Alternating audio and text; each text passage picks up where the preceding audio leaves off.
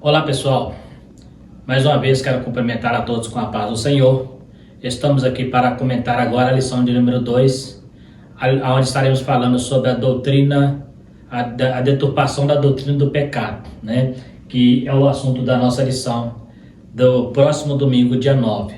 Você que está chegando agora no canal, eu sou o presbítero Marcelo, congrego na Igreja Evangélica Assembleia de Deus, sou professor de escola dominical há muitos anos. Você que está chegando agora, quero convidar você a estar se inscrevendo no canal, também compartilhando esse vídeo, dando o seu like e também acionando o sininho ali para receber as notificações das próximas lições. Temos comentado aqui no canal a lição de adultos e também a lição de jovens. Desta vez estaremos falando sobre a deturpação da doutrina do pecado, né? Não estaremos trabalhando todos os detalhes, porque é um assunto da teologia sistemática que é muito extenso, né? Quando estamos falando sobre a doutrina do pecado, tem muitas visões, né?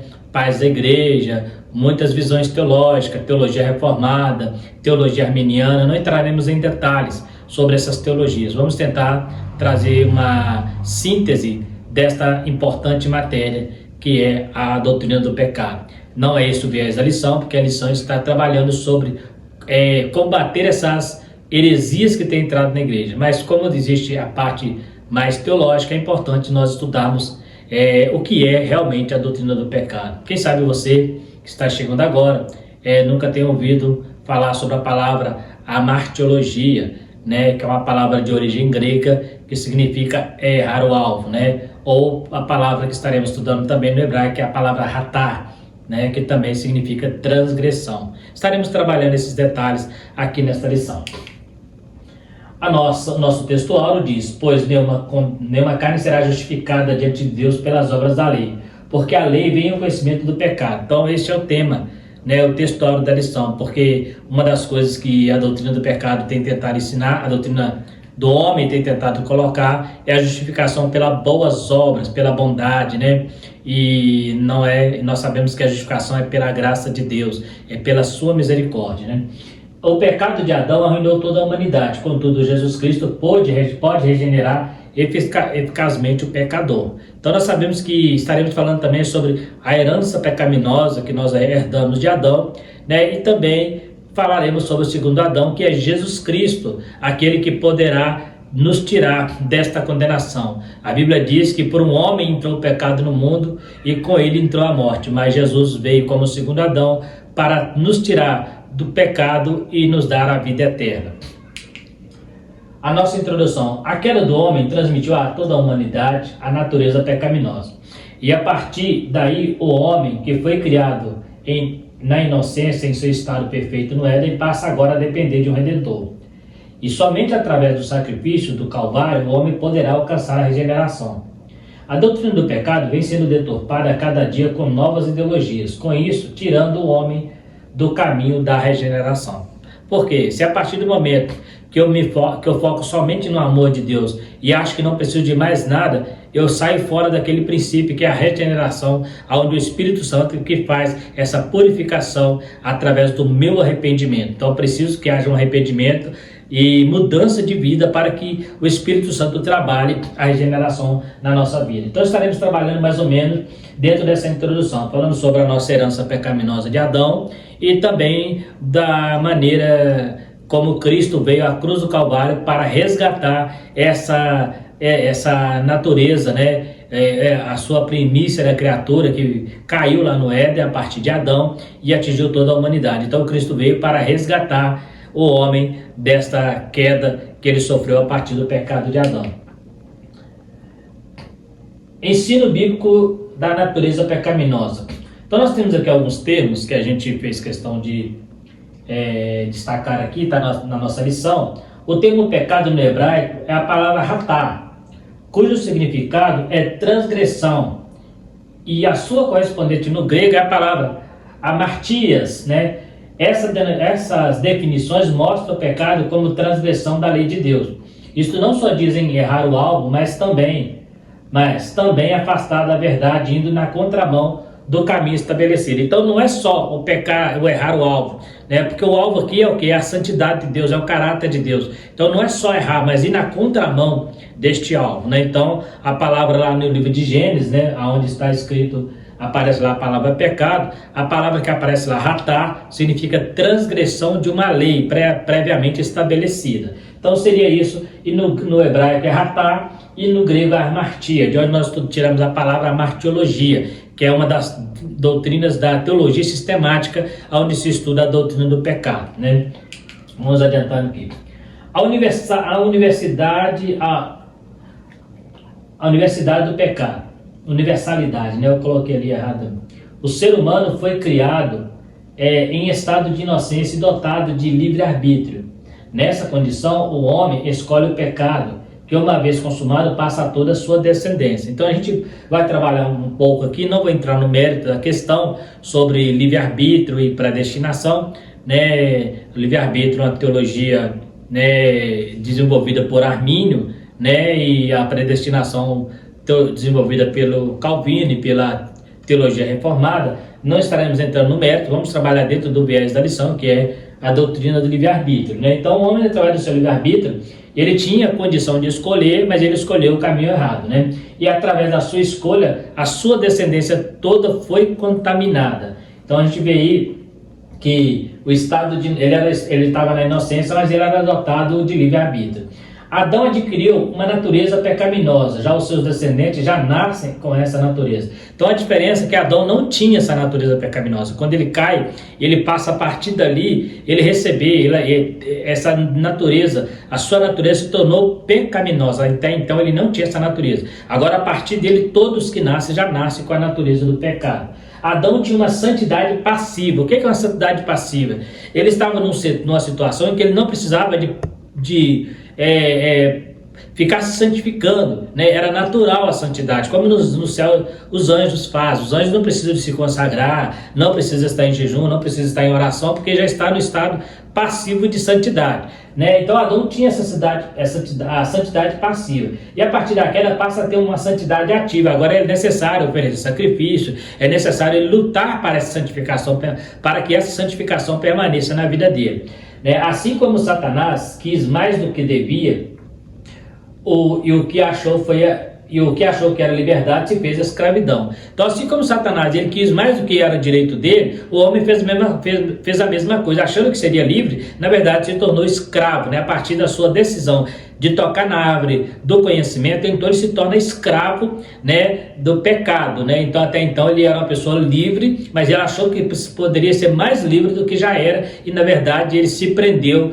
à teia do pecado, né? Então ele precisou a partir de agora então procurar, né, seguir a santificação, coisa que não era necessário quando ele estava no Éden. Ele não precisava, né, de oferecer sacrifício, de ficar se santificando, jejuando. Não havia essa necessidade, mas a partir do pecado o homem passou a ter que correr atrás, né, arrepender, buscar a Deus, buscar a presença de Deus, né? Então a gente vê que a santificação hoje ela é ativa. Nós até estudamos em lições anteriores sobre os estágios da santificação, né? A posicional, causal e final, né? Então quando Adão, antes do pecado, ele tinha uma santificação final, que seria aquela lá no céu, que não vai precisar mais de nenhum sacrifício, nenhum tipo de esforço para buscar a presença de Deus, porque vai estar na presença dele o tempo todo. Então a gente vê aí que o pecado ele atingiu toda a natureza, toda a descendência.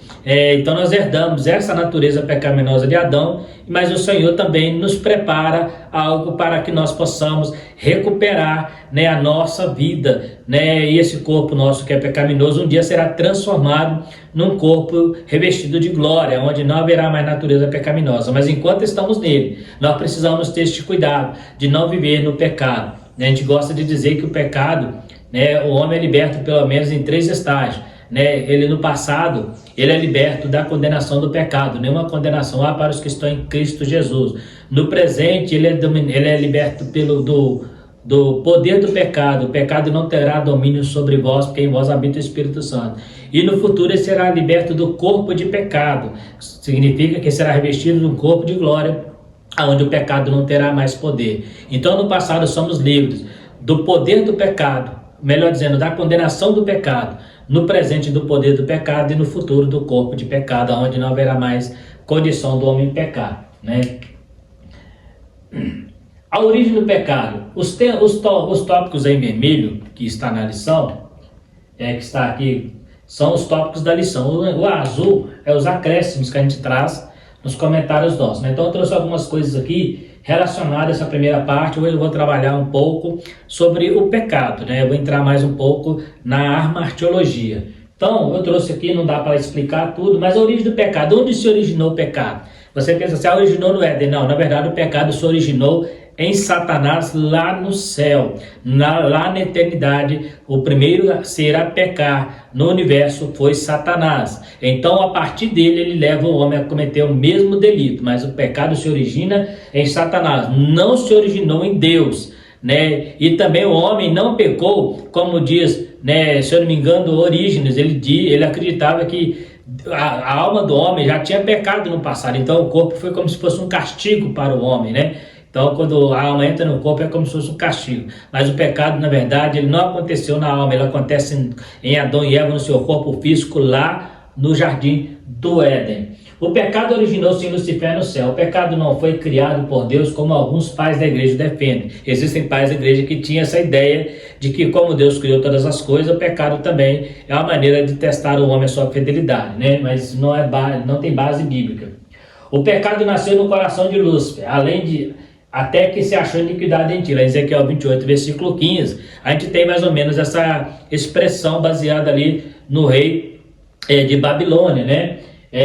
Até que o pecado achou imperfeição em ti. Diferente do homem, o tentador não foi tentado. Outra coisa importante, que Satanás não foi tentado por ninguém, né? Ele simplesmente subiu ao seu coração. Então por isso que o pecado nasceu nele, porque o pecado, quando Adão comete o primeiro pecado, é importante observar que o pecado não nasceu em Adão, ele foi tentado a pecar, ele foi levado a cometer pecado, mas o pecado se originou em Satanás. Então é bom ficar bem gravado isso aí, registrado isso aí. Não, o pecado não originou em Adão, originou em Satanás. Adão foi o primeiro ser a ser tentado por Satanás aqui na terra, porque lá no céu também ele arrastou uma terça parte dos anjos que também caíram no pecado com ele. Então ele pecou, e aí a partir dali ele induziu um terço dos anjos a aceitá-lo, e quando vem para a terra ele também faz com que a natureza, com que o homem também cometa pecado.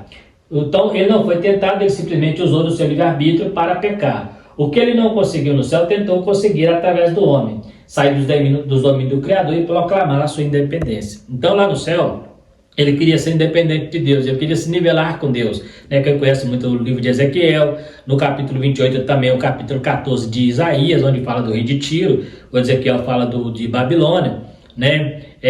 Você vai ver ali que ele no céu, ele tinha o seu estado de perfeição, ele era chamado de aferidor de medidas, e o próprio nome Lúcifer significa estrela da alva, né? Então era um anjo de luz, um anjo perfeito, né? A Bíblia diz, tu eras perfeito em teu caminho, até que achasse iniquidade. Então ele era um aferidor de medidas, né? Tinha um ser angelical de uma alta patente, porém ele achou que por causa desta alta patente, ele permitiu que o orgulho entrasse no coração dele e se transformou em Satanás, né? Então hoje ele não é mais Lúcifer, né? Hoje ele é Satanás. Lúcifer é uma palavra de origem latina que significa estrela da alva, né? Então, mas ele não é este mais o nome que ele é usado. No hebraico ele chama Ha-Satan, né? De onde vem a palavra Satanás, né? O que ele não conseguiu lá no céu, tentar sair dos domínios do Criador, ele fez com que o homem tentasse fazer a mesma coisa. Quando o homem descobre da árvore do conhecimento, ele deturpa. Ali você já vê a primeira tentativa de deturpar uma doutrina. Deus falou para não tocar na árvore do bem e do mal. O que Satanás fez? Ele falou assim, não é que vocês vão morrer. Não é que vocês vão morrer. Na verdade, é que se vocês tocar na árvore do bem e do mal, vocês vão ficar sabendo de coisas que Deus escondeu de vocês, que está no seu acesso e Deus não quer permitir. Então, se vocês vão ficar sabendo do bem e do mal igual a Deus, ou seja, o que ele queria lá no céu? Ser igual a Deus. Então, o homem achando que a partir da árvore do conhecimento, ele poderia ter mais conhecimento igual ao próprio Deus. Então, o que ele tentou no céu não conseguiu, ele tentou fazer com o homem na terra. Não é verdade que o homem também, por mais que ele toque na árvore, o que ele trouxe para a sua vida foi só destruição e desgraça, né? Ele perdeu toda a sua liberdade, perdeu todo o seu paraíso por causa de uma simples árvore que estava lá no jardim do Éden, né? Métodos eficazes de Satanás. Um dos métodos eficazes de Satanás, mais eficaz de Satanás, atacar a obra salvadora de Cristo, é enfraquecer a voz que é colocada para proclamar o caráter do mal, o caráter mal do pecado e o efeito dele sobre o homem. O pecado é algo oposto à santidade. Então, olha como que é a estratégia eficaz de Satanás. Ele tenta enfraquecer a voz que é colocada para proclamar o caráter do mal. Ou seja, ele tenta amenizar, igual temos visto hoje, né? Eles tentando amenizar o pecado, né? O pecado tentando aliviar um pouco o peso da culpa, né? Ou até mesmo em alguns casos até a punição do pecado usando o amor de Deus. Então o que é uma das características mais eficazes dele? Enfraquecer essa voz que demonstra o que é o pecado real e o efeito dele no homem, né? Igual ele fez com a jardim do Éden lá na árvore.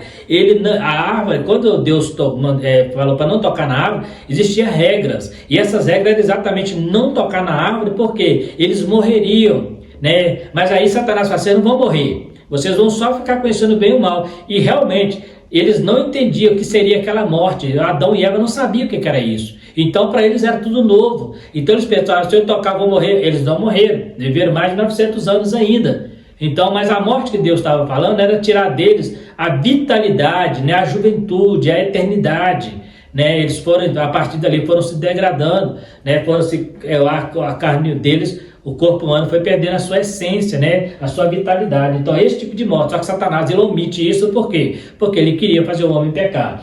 Então, o pecado é algo oposto à santidade, né? Então, quando você comete pecado, você está afastando da santidade de Deus. E a santidade de Deus, ela é inalterável, né? Ela é absoluta. Então, para eu aproximar de Deus, a Bíblia diz que nós temos que ser santos porque Ele também é santo, né? O problema que o pecado cria é mais do que um mero conflito entre o bem e o mal na conduta humana. Ele envolve questões atemporais e imensuráveis. Imensurável no conflito entre a santidade e a soberania de Deus e tudo que é oposto a ela.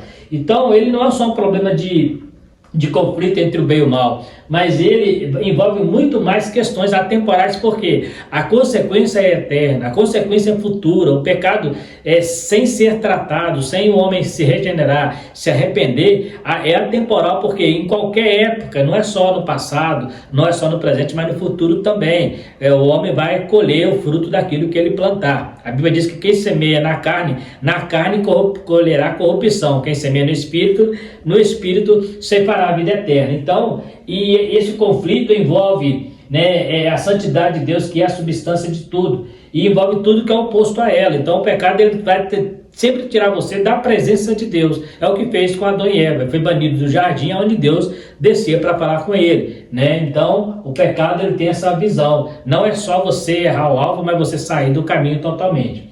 O caráter santo de Deus. Como falamos do caráter do pecado, também temos o caráter santo de Deus.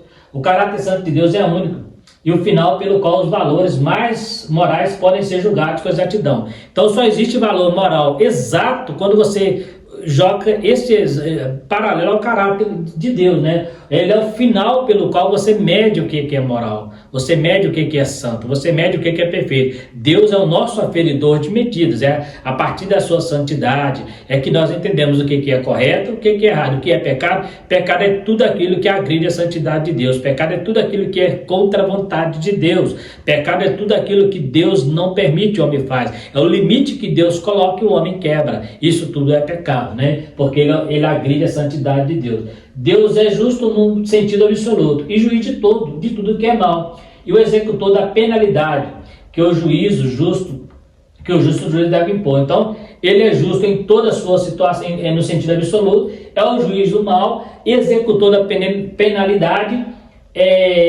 que o seu juízo deve impor, ele que vai executar. Então o juízo de Deus, ele tem uma punição para o pecado. Esta punição é que muitas vezes, na sutileza de Satanás em deturpar a doutrina, ele tenta amenizar. Já existe alguém por aí que a pessoa vai para o purgatório e fica ali por um tempo para expurgar os pecados e depois vai para o céu. Ou seja, pegando nessa teologia, o inferno vai ficar vazio, porque todos passarão pelo purgatório, mas no final todo mundo vai chegar a Deus. Isso é uma doutrina mentirosa que surgiu na Idade Média, que não tem nada a ver com a palavra de Deus. A Bíblia diz que o homem que cometer pecado vai para o inferno mesmo. Lá a Bíblia diz que aquele que não for achado no escrito no livro da vida será lançado no lago de fogo. Então a Bíblia diz, Jesus falou assim que não devemos temer a homens, mas temer a Deus, que depois de matar a alma pode lançá-la no inferno, porque o inferno existe para Satanás e os seus anjos, mas todos aqueles que seguem Satanás e os anjos vão para o mesmo lugar. Então o pecado, ele tenta, a deturpação dessa doutrina tenta tirar esse castigo,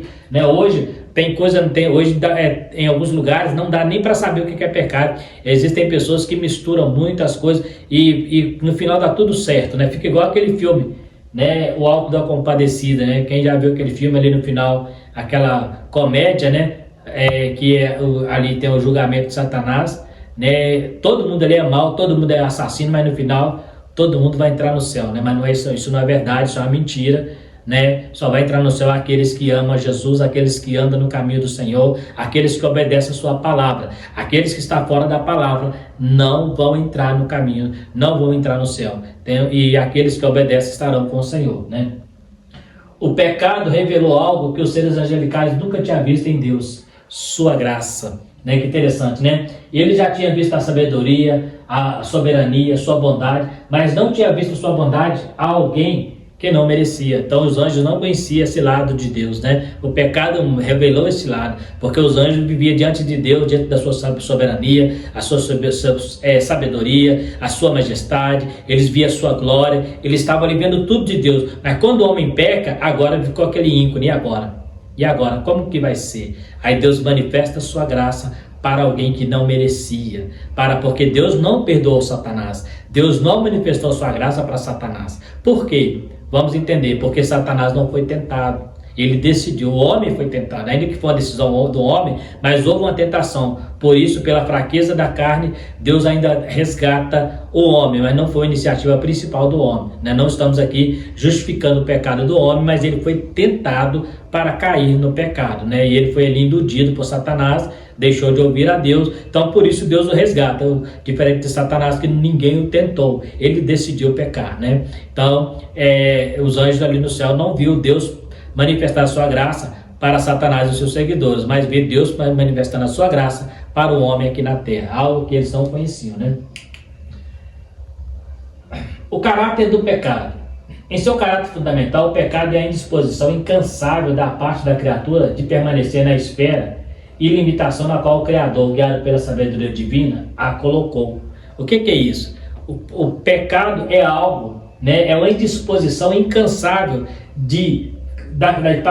para a criatura de permanecer na esfera e limitação que Deus falou: não passa daqui para lá, não faz isso. Então, quando a pessoa insiste em passar para o outro lado, a pessoa insiste em atravessar o limite que Deus deu para ele. Então, isso significa permanecer na esfera e limitação na qual o Criador, guiado pela sua sabedoria, a colocou. Ou seja, colocou a limitação é permanecer ali fora daquela limitação, ultrapassando ali. Essa indisposição pode ser expressa de muitas maneiras e algumas vezes se pensa que seja da natureza real do pecado. No campo geral da manifestação do pecado, o fato é que ele é uma falta de conformidade com o caráter de Deus. Então, tudo que está relacionado ao caráter de Deus, que for contra o caráter de Deus, é pecado. Então, Deus estabeleceu um limite: você pode comer de todas as árvores, mas essa não. O que o homem faz? O homem vai e pega exatamente o que não podia. A limitação que Deus estabeleceu, daqui para lá você não passa, o homem passou. Isso é indisposição, que está aqui, a indisposição incansável, né, de de ficar fora do limite, ele não quer ficar fora do limite, ele quer ultrapassar o limite, indisposição incansável de ficar no limite onde Deus colocou. Esse é o pecado, o homem sempre procurar ir além do que Deus estabeleceu, sempre procurar fazer mais, né? Aumentando pecado a pecado, acrescentando pecado a pecado, como diz o Salmo, um abismo chamou outro abismo, então vai acrescentando pecado a pecado, e aí ele está sempre ultrapassando o limite que Deus falou para não ultrapassar. Ele tem aquela busca incansável em buscar quebrar esses princípios estabelecidos por Deus, né? Efeito da queda. Deus advertira ao casal, o casal que no dia em que comesse o fruto, ele certamente morreria. A penalidade assim proposta foi executada, a morte em sua tríplice forma. A primeira, a morte espiritual, né, que é a separação da alma e do Espírito de Deus, veio no momento em que pecaram, a morte espiritual. Então o homem agora foi separado de Deus, foi banido da presença de Deus. Isso começa a partir do jardim, por isso que Jesus veio para resgatar este homem que está banido, né, espiritualmente. Também veio a morte física, que a partir dali começou imediatamente o processo de desintegração e eventual separação da alma e do espírito também do corpo. Então separa de Deus também do corpo, porque a partir dali o homem agora começou a se desintegrar. O homem não envelhecia, o homem não tinha doença, agora o corpo começa a envelhecer, começa a ter rugas, começa ao pouco desintegrar. Quando o homem nasce, ele já nasce se desintegrando, porque ele vai, de acordo com que ele vai crescendo, ele vai também envelhecendo. Então isso tudo foi gerado pelo pecado. Então a morte veio em 3 sentidos. Ela veio no sentido espiritual, afastando o homem de Deus por causa do pecado. Também ela veio no sentido físico, que é afastando o corpo e a alma e o espírito do corpo, né? E no sentido eterno, que também é afastando a alma e o espírito de Deus para a vida eterna, para a eternidade, que é o lago de fogo, a separação da alma e do espírito de Deus, separa-se de Deus para a eternidade. Então, são em 3 fases. Primeiro, a morte espiritual, afastamento, esse afastamento Deus resgata. Do corpo físico, né? Deus vai ressuscitar e regenerar o corpo, mas, porém, da morte espiritual, Deus não vai resgatar. Então, ela trouxe a morte em 3 situações, espiritual, física e eterna, né? Corrupção total é o estado de corrupção mental, moral e espiritual. A mesma coisa nós falamos ali, só que outras palavras. Mental no sentido físico, moral no sentido mental e moral no sentido físico, espiritual no sentido de afastamento de Deus e a sua ida também para o inferno, aquele que não permanecer no caminho, né? Significa que o homem só pode ser liberto através de Cristo. Sem a ação de Cristo, o homem estará perdido. Somente por meio da graça recebe a capacidade de se arrepender. A cura para o pecado pessoal é dupla: perdão e justificação. Eu gosto muito dessa palavra justificação, porque quando Deus perdoa, né, esse perdão nasce a partir do meu arrependimento. Mas a justificação parte de Deus. Enquanto o perdão eu preciso me arrepender, a justificação parte de Deus. Quando eu me arrependo dos meus pecados, então Deus automaticamente me justifica. O que é justificar? É me colocar no estado de inocência, como se eu nunca tivesse pecado. Então primeiro eu preciso me arrepender para receber o perdão e automaticamente a justificação. Então justificar é como se Deus falasse para mim assim: você nunca pecou. Isso é justificar. Quando a pessoa entra num tribunal para ser julgado, ele pode sair de lá condenado ou justificado, ou seja, pode sair de lá condenado ou inocentado. Então justificar é inocentar a pessoa. Por quê? Porque em Isaías 53 diz que ele levou sobre si o pecado de nós todos. Então a partir do sacrifício da cruz, o pecado foi colocado sobre Jesus. Ele se fez pecado por nós, então ele pode nos justificar. Se ele não tivesse morrido na cruz, ele poderia nos perdoar, mas não poderia nos justificar. Então a nossa justificação nasce a partir da cruz, a partir do Calvário. Teologias modernas. Agora vamos trabalhar um pouquinho aqui. Aqui eu vou adiantar um pouquinho, porque aqui o comentarista falou sobre esses concílios, então eu trouxe alguns tópicos aqui, né, alguns artigos. A gente vai ser bem rápido, porque aqui é só para efeito de estudo. Depois você vai ter o slide, você pode depois estar lendo com mais tranquilidade. Ele fala sobre o concílio de Medellín, no 1968, século XX, início do século XX, mais do meio, né? Convocado pelo Papa VI. 3 foram os grandes temas de Medellín: promoção humana, evangelização e crescimento na fé, igreja visível e suas estruturas. Então foram os temas que foram tratados ali naquele concílio de Medellín, né? De onde nós vamos falar sobre a questão do pecado, que o comentarista fala sobre eles tentar, a partir desses concílios, aliviar né, trazer o pecado numa esfera totalmente diferente do que a Bíblia diz. Foram produzidos 16 documentos no horizonte dos 3 grandes temas: justiça, paz e família, demografia, educação e juventude, no primeiro ponto, né? Segundo ponto, pastoral popular, pastoral de elites, catequese e liturgia. Terceiro ponto, movimentos, leigos, sacerdotes, religiosos, formação de clero, pobreza da igreja, pastoral de conjunto, meios de comunicação. Então são os 3 temas que foram tratados nesse concílio em 16 documentos. Então foi tudo voltado para a igreja. Então são concílios, é bom lembrar que são concílios católicos, foram feitos pelo Papa VI, né? Então significa que nós, os protestantes, né, não seguimos esses concílios. Mas é só para entender como é que o mundo está, nós estamos falando sobre o império do mal, como é que o mundo está trabalhando dentro da própria religião para tentar denegrir a imagem de Deus e ao mesmo denegrir, melhor corrigindo, a imagem da igreja, como uma igreja carrasca, como uma igreja sem misericórdia, e transferindo tudo para Deus. Agora eu não tenho que passar por homens, eu tenho que ir direto a Deus, e o pecado, Deus vai sempre perdoar qualquer pecado, né? Então eles trabalharam mais disso aí. Grande repercussão, ganharam grande repercussão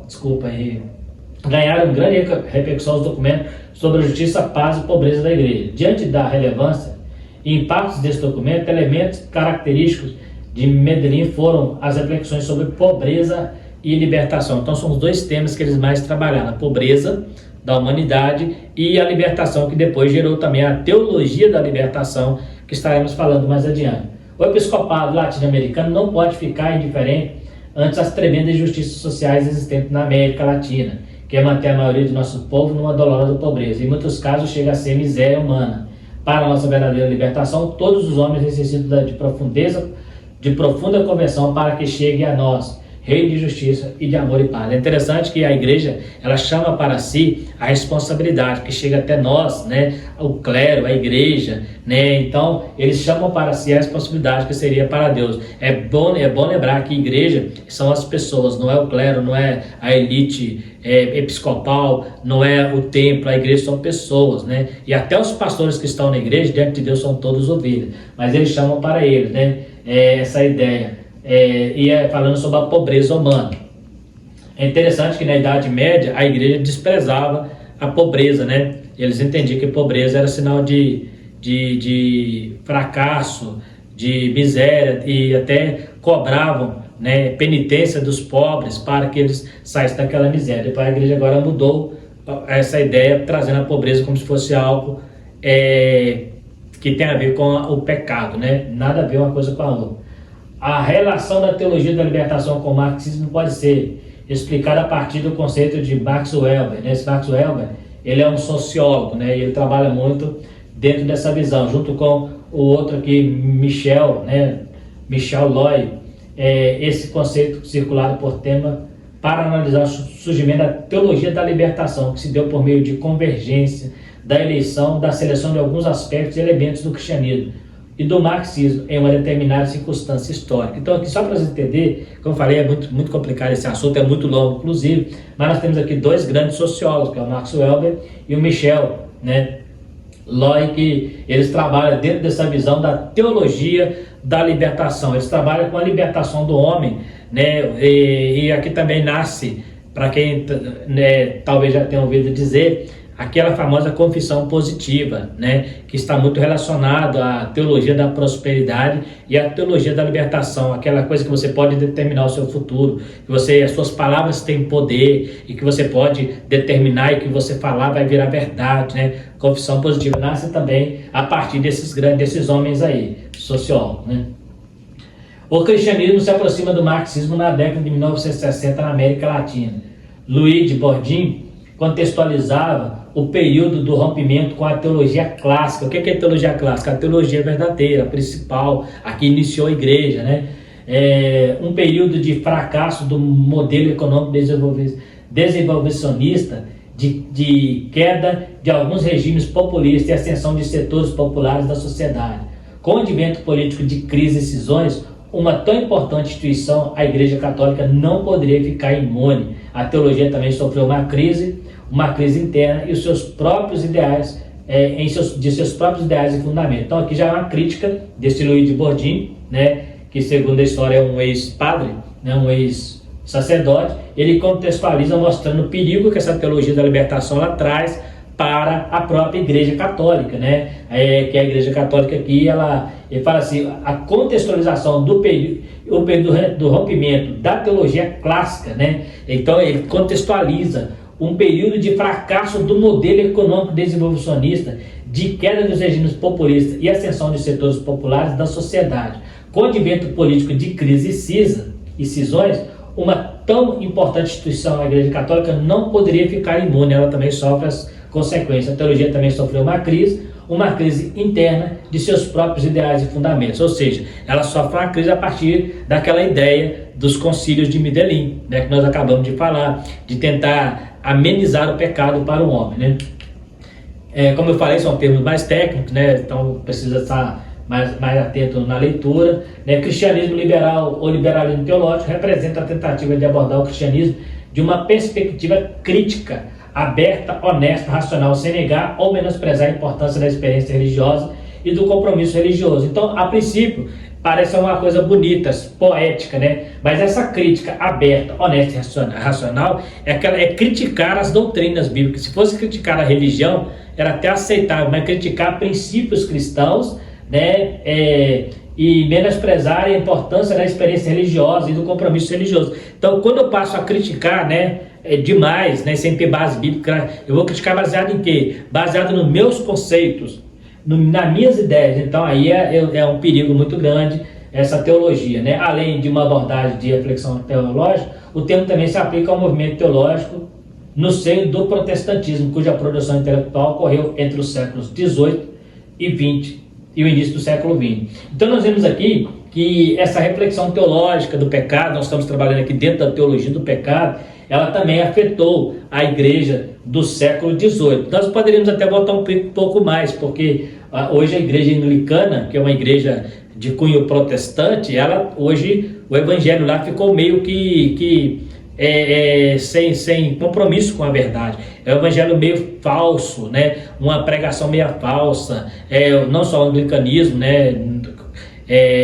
Também na Alemanha, teologia liberal, né? Os alemães também, né? Depois da Primeira Guerra Mundial, eles começaram a olhar muito para o lado humanista, né? O lado do homem. Então ali também começou-se a colocar o homem no centro das coisas, no centro de tudo, e eles perderam um pouco. Muitos deles chegaram até a desacreditar em algumas passagens da Bíblia. A teologia liberal, por exemplo, que hoje nós chamamos de teologia contemporânea, ela chega até a questionar a veracidade dos textos bíblicos, ela chega a questionar a inspiração das Sagradas Escrituras. Então é muito perigoso. Eu tenho aqui na biblioteca livros de teólogos liberais. É um perigo você estar lendo eles se você não tiver uma base teológica muito boa, porque eles trazem muitos argumentos, e esses argumentos eles contradizem princípios cristãos e levam muitas vezes a amenizar o homem, né, em relação à punição do pecado, né, porque eles tentam mostrar um Deus amoroso sem a sua justiça, um Deus que não pratica a sua punibilidade ao pecado, né. Eles mostram que isso é coisa da religião, é coisa da religião opressora. É o que nós falamos aqui do marxismo. Ele fala que a religião é opressora, ele fala que a religião, tem até uma frase dele muito famosa, que ele fala: eu quero me vingar daquele que reina no alto. Ele fala: se existe alguém lá em cima, eu quero me vingar de alguém que reina, deste homem que reina no alto, porque ele não acreditava que um Deus tão poderoso pudesse permitir que a igreja fosse opressora, porque ele olhava muito para o lado onde a igreja, principalmente na época dele, que ainda estava com alguns resquícios da Idade Média, né, conhecia muito sobre essa região, essa época, e via realmente a igreja, né, algumas igrejas realmente oprimindo os pobres. Então foi aonde surgiu a ideia marxista. Hoje essa ideia tem entrado para dentro da igreja com outras roupagens, então a gente tem que tomar muito cuidado com o socialismo, né? Hoje tem um segmento chamado socialismo cristão. Não existe socialismo cristão, não tem como as duas coisas andar juntas. Socialismo é uma coisa, cristianismo é outra, né? Então assim, mas esse socialismo cristão é relacionado à ideia destes homens, né? Então a gente tem que tomar muito cuidado com esses termos que vai surgindo no meio da nossa teologia. Então, mesmo dentro do protestantismo, nós temos sim pessoas que estão agora seguindo meio que essa teologia humanista. Hoje, quem não se vê falar, né, de pastores que têm colocado, poucos dias ouvi, já falei isso em outros vídeos, de um homem que chegou, de um pastor que chega a dizer que o homem é mais importante do que Jesus, porque Jesus foi morto por causa do homem, né, colocando o homem no centro. Hoje, muitas igrejas, você chega na igreja, você é o centro, você que vai, como se Deus fosse o teu servo, né, chega a determinar para Deus, né, então tem que tomar muito cuidado. Deus sempre será o centro de todas as coisas. Então, dentro da igreja evangélica temos esse segmento também. A teologia liberal interpreta as doutrinas cristãs levando em consideração o conhecimento moderno, a ciência e a ética. Ou seja, então como é que eles fazem? Eles fazem uma interpretação não baseada nos textos originais, eles trazem baseado na ciência, baseado na nossa modernidade. Então o que é que acontece? Eles vão tentar então adaptar a Bíblia, que foi escrita há mais de 2000 anos, ao nosso século 21, né? Eu falei no vídeo anterior que a Bíblia pode ser até antiga, mas a mente é fresquinha, porque é a mente de Deus. Nada surpreendeu Deus. Tudo que acontece hoje, Deus já sabia quando ele escreveu a Bíblia. Então, quando ele mandou escrever a Bíblia, ele já sabia de tudo. Então, eles esquecem que quem inspirou a Bíblia foi Deus. Ainda que foi homens que escreveu em culturas e contextos diferentes, mas a Bíblia é inspiração divina. E Deus é eterno na sua... Ele é onisciente em todas as coisas. Então, não exige para Deus algo que o surpreenda. Então, quando eu quero pegar uma doutrina teológica e fazer como a teologia liberal, que hoje está muito forte no Brasil, né, uma teologia que veio da Europa, mas ela está muito forte no Brasil, levando em consideração o conhecimento moderno, ou seja, eu vou pegar a teologia e vou associar ao socialismo, né, a nossas políticas de infraestrutura, a nossa economia. Vou tentar aí dar problema, porque são contextos diferentes. Colocar a ciência, né, e a ética. Qual é a ética? A ética da modernidade. O que é antiético na Bíblia, muito para a modernidade é ético, né? Então a gente precisa ter esse cuidado. O que é ética? Ética são princípios que regem uma sociedade ou regem uma pessoa. Então, quando a pessoa quebra essa ética, ele está fora daquela sociedade, ele está quebrando o princípio. Então, eles estão traduzindo a teologia bíblica baseada nessas três coisas, no conhecimento moderno,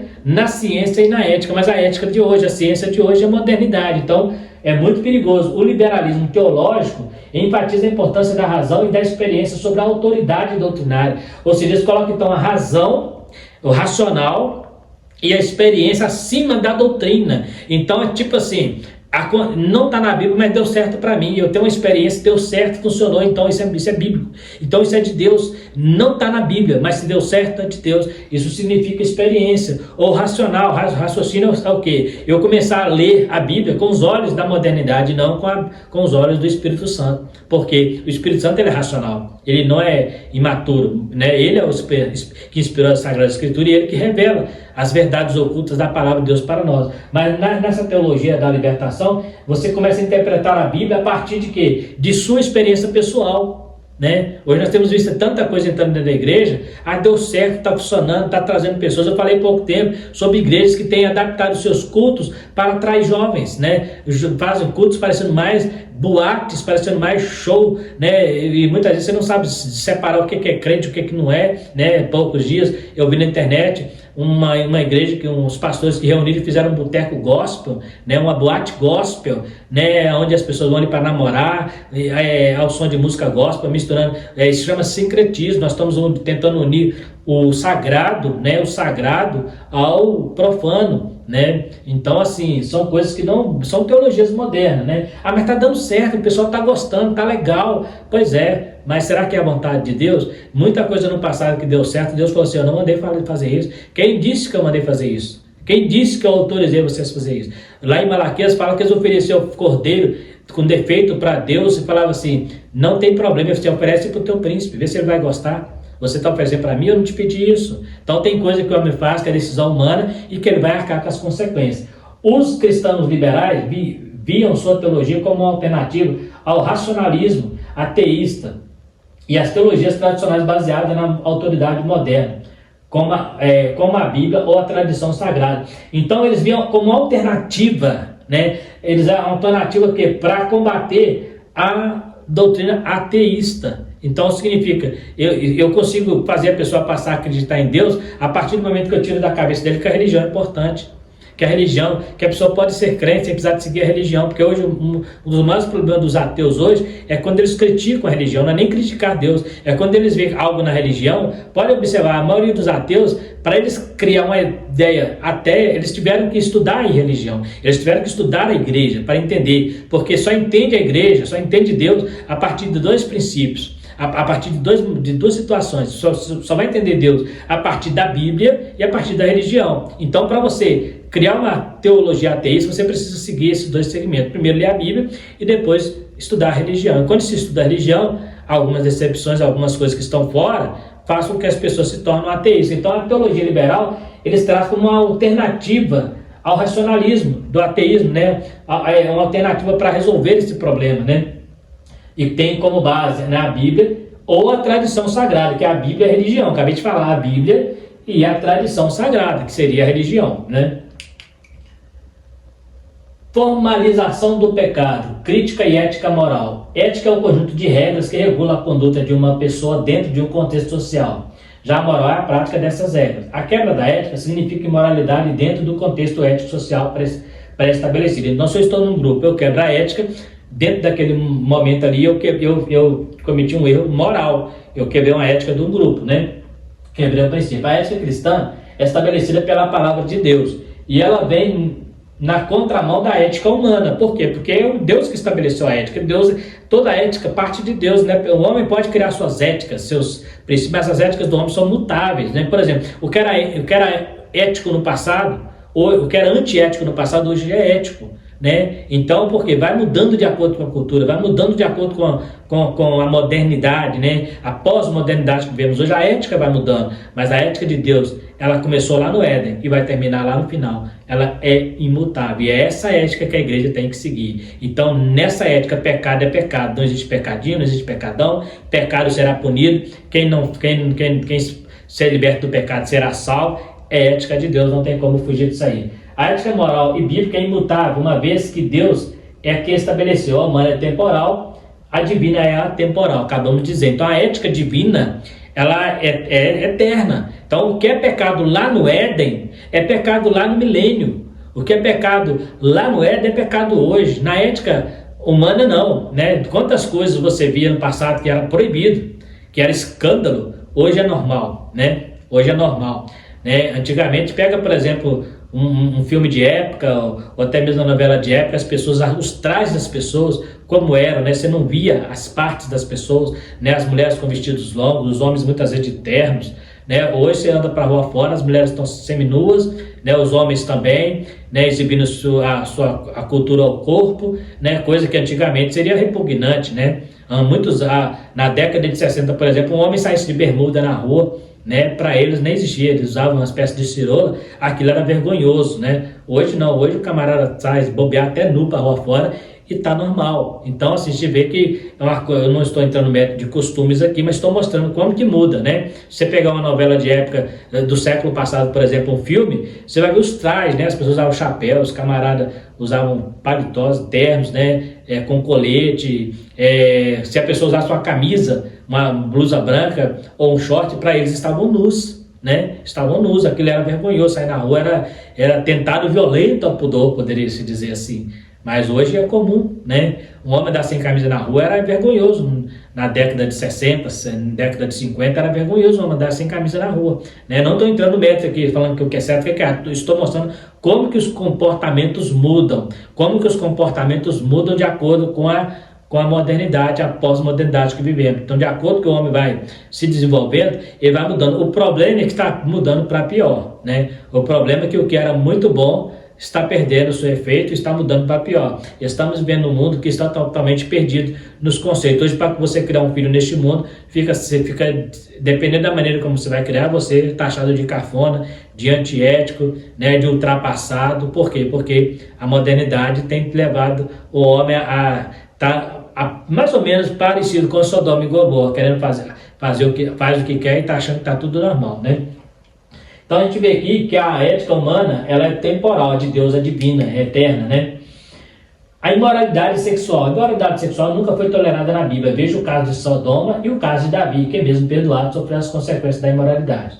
A regra para a sexualidade está na Escritura e tudo que sai fora dela se torna imoral e pecado. Então nós temos aí outro problema gravíssimo, um dos maiores problemas hoje, é exatamente a questão da ética sexual, né, da imoralidade sexual. Porque, voltando ao passado, antigamente, se você visse uma mulher, né, na rua, né, há uns 100 anos atrás, a mulher não podia dar um beijo no rosto do homem na rua, que ela era taxada até de profana, de mulher da vida, né, como é o termo que eles usavam. Hoje não, hoje você vê pra rua fora a coisa mais normal, e a moralidade sexual está tão grande, né, que se você sair na rua, dependendo da certa hora, você vai ver coisas complicadas, né, nas esquinas de casais, né, perdendo mesmo a estribeira, e às vezes quando entra para dentro da igreja, né, o adultério na igreja tem se tornado em algumas igrejas coisa normal, né? Aí você vê lá, Sodoma, Deus matou por causa de quê? Por causa do homossexualismo, né? Um comportamento que sempre foi condenado nas escrituras. Hoje tem pastores tentando defender essa ideia, chamada até de ideologia de gênero,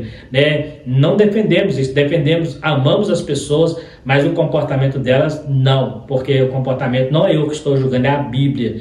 Porque a igreja julga, não, é a Bíblia, é a palavra de Deus. Tanto é que se eu cair na mesma condição, eu também serei julgado. Então não existe filho predileto para Deus nesse caso, não. Então nós temos visto aí hoje a ideologia de gênero, o problema que está aí hoje, né, nos comportamentos dos homossexuais, que tá uma febre, tá uma coisa complicada, está tentando entrar dentro da igreja, né, e graças a Deus que tem homens de Deus que têm se levantado contra, para combater a prática. Eu quero deixar bem claro, a prática, não a pessoa merece todo o respeito, tem todos os direitos, só que a prática, eu não tenho que concordar. Eu posso respeitar uma pessoa e não concordar com o que ela faz. Então a imoralidade sexual, a regra para a sexualidade está na escritura. Se você sai fora da Bíblia, está errado, né? Igual eu falei, a Bíblia é imutável, está na Bíblia, tá errado. Se sai fora da Bíblia, está errado. Então Deus destruiu Sodoma e Gomorra por causa dessa prática. O apóstolo Paulo, em Romanos capítulo 1, ele fala também sobre essa prática, deixando o uso natural do homem, e se a mulher deixando o uso natural do homem e se envolvendo com outra mulher, e homem com homem, cometendo torpeza, que a palavra significa para Deus abominação, né? Confusão, cometendo torpeza. E a Bíblia fala que é digno de morte, não só os que praticam, mas os que consentem o que praticam. Está lá em Romanos capítulo 1. Se você acha então que a prática homossexual é uma prática bíblica, você precisa ler capítulo 1 de Romanos e também ler Apocalipse, onde fala dos sodomitas, né? E estudar a história de Sodoma, porque que eles foram queimados, porque a Bíblia condena essa prática, né? A Bíblia condena não só essa, muitas outras, mas essa é a que está hoje em voga, né? Porque a Bíblia condena o uso da bebida alcoólica, né? O excesso de bebida alcoólica, a embriaguez, melhor dizendo. A Bíblia condena os vícios, né? Mas esse é o que está mais em voga hoje, a imoralidade sexual. Hoje, por exemplo, os casais já casam pensando em se separar. Hoje já existem casais de parceiros, né? Que eles casam, mas trocam, né? O pessoal usa o termo vulgar chamado swing, né? Para muitos casais isso já está normal. Então a gente vê que a imoralidade tem atingido o mundo. Estudamos na primeira lição sobre a mãe das prostituições, que ela vai trazer uma liberalidade no pecado. Então isso aí será um pecado que já está se tornando normal e está tentando entrar na igreja. E tem pastores que, em nome da salvação da pessoa e da graça de Deus, têm tentado apagar isso aí, têm tentado fazer vista grossa ao pecado. Só que Deus não faz vista grossa. No tempo certo, Deus vai trazer a punição para aqueles que cometem pecado. Dessacralização da vida. A vida humana é sagrada devido à sua origem em Deus. Por conseguir ser preservada e valorizada como algo inviolável. Então a vida humana, presta atenção, a vida humana é sagrada. Não quer dizer que a pessoa é sagrada. A vida humana, porque ela pertence a Deus. Então por isso que ela tem que ser preservada. A Bíblia diz que devemos preservar corpo, alma e espírito, irrepreensíveis para Deus. Porque a vida humana foi dada por Deus, né? Não é sagrado como aplica a ideologia humanista, que coloca o homem no centro, como se o homem fosse alvo de todas as coisas, colocando o homem no centro do universo. A vida humana é dada por Deus e dele por direito, fazer o que quiser com ela. Nosso corpo, regras de Deus. Nosso corpo, regras de Deus. Meu corpo, minhas regras. O corpo não é teu. Eu vivo nele. Não, o corpo não é teu. Eu vou te provar que o corpo que você tem não é teu. Se a gripe vir, você tem coragem, consegue falar para ela não chegar? Se vier uma enfermidade, você tem autoridade, senão aqui você não vai entrar, que esse corpo me pertence, você consegue fazer isso? Então pronto, se você não consegue, significa que você não tem domínio sobre o seu corpo, então ele não te pertence. O corpo, até o corpo, ele pertence a Deus. Por isso que ele pode mandar para o inferno aquele que não seguiu o caminho do Senhor. Então o teu corpo, regras de Deus. Deus colocou regras. Por isso que, voltamos aqui que eu comentei agora mesmo, hoje vivemos a época do aborto, onde a mulher fala assim: o corpo é meu, eu posso abortar, né? O corpo não é seu. Inclusive a sua vida não te pertence, porque foi Deus quem te gerou, é Deus que sustenta a tua vida. Então é bom te lembrar disso. Se eu puder, se o meu corpo, eu tenho o meu carro entra nele quem eu quero, entra nele quem eu autorizo, que ele é meu. Ninguém pode falar assim: eu vou entrar no seu carro, não vai, ele é meu, entra nele quem eu quero. Mas o meu corpo não tem jeito de fazer isso. Se eu falar assim: o corpo é meu, então a enfermidade, a gripe vem, não, aqui você não vai vir não, porque eu não permito. Aqui só entra quem eu quero. O corpo é meu, né? Não, eu não posso machucar também não, porque aqui só entra quem eu quero. Não posso passar mal não. Não posso ter problema, dor de cabeça, não posso ter nada, porque o corpo é meu. Aí você vê que você não controla nada no seu corpo. E às vezes quer controlar um aborto e matar mais uma vida que está lá dentro, usando essa mesma palavra: meu corpo, minhas regras. Seu corpo, regras de Deus. Nesta lição aprendemos que a relativização do pecado tenta diminuir até tirar suas consequências. Pecado é pecado em qualquer época. O que define o que é pecado não são as teologias, mas a palavra de Deus. É ela que nos mostra que o homem é centro da graça de Deus, mas o centro de tudo é Deus e a sua santidade. E qualquer coisa que fere a santidade é pecado. Deus odeia o pecado. Então, se a pessoa comete pecado, Deus odeia o pecado e essa pessoa vai ser alvo do ódio de Deus. Eu estou falando de um Deus amoroso, mas a prática faz você se afastar de Deus. Existe uma frase que a gente costuma dizer, uma força de expressão, que fala assim: que Deus odeia o pecado, mas ama o pecador. Só que é interessante, quando você vai estudar a etimologia da palavra, não tem como Deus odiar o pecado e amar o pecador. Porque pecador é uma prática, é um verbo do ato de pecar. Só existe pecado se existe pecador. Então não tem como Deus amar, odiar o pecado. O pecado só existe por causa do pecador. Então se o cara deixar de ser pecador, não tem como existir pecado. Então como que Deus vai odiar o pecado e vai amar aquele que pratica o pecado? Vai amar aquele que é pecador? Agora eu poderia dizer assim: Deus odeia o pecado, mas ele resgata o pecador para amá-lo. Aí daria certo. Deus resgata o pecador e tira ele do pecado. A Bíblia diz que aquele que comete pecado é filho do diabo, porque ele peca desde o princípio. Então, quando eu cometo pecado na minha vida, é um acidente, não é proposital, porque Deus odeia o pecado. Então, quando eu faço algo que Deus odeia, né? Igual o cara fala assim: eu odeio o adultério, mas eu amo a minha esposa. Aí perdoa a esposa continua adulterando. Tá certo? Você vai continuar vivendo essa vida? Mesma coisa. Não tem como você odiar uma coisa e não odiar a outra. Se Deus odeia o pecado, ele vai odiar aquele que comete pecado. Tanto é que ele vai mandar o pecador para o inferno. Ele vai mandar o pecador para o inferno. Então, se Deus amasse o pecador, agora ele vai amar o pecador no sentido de resgatá-lo. Aí eu tenho que explicar isso. Então Deus odeia o pecado, mas ele resgata o pecador para amá-lo, para perdoá-lo, para regenerar. Detalhe: a partir de que ele também se arrependa, porque se não se arrepender também, ele não será alvo do amor de Deus, e sim da justiça de Deus. A Bíblia diz que, quando, lá no capítulo 12, né, lá no Apocalipse, lá dizendo que as taças da ira de Deus vai cair sobre os ímpios, sobre aqueles que não quiseram a Deus, né, aqueles que não aceitaram a Cristo, vai cair sobre a impiedade. Então, Deus tem um dia que ele vai tratar com o ímpio, né? Então, ele ama o pecador, mas através do sacrifício de Jesus, resgatando ele. Se não resgatar, ele continuar no pecado, Deus não ama um pecador. Ele vai mandar ele para o inferno, né? Até porque Deus é amor, mas ele também é justiça. Isso anda junto. O amor, nós somos alcançados pela misericórdia, mas a justiça é a punição de Deus.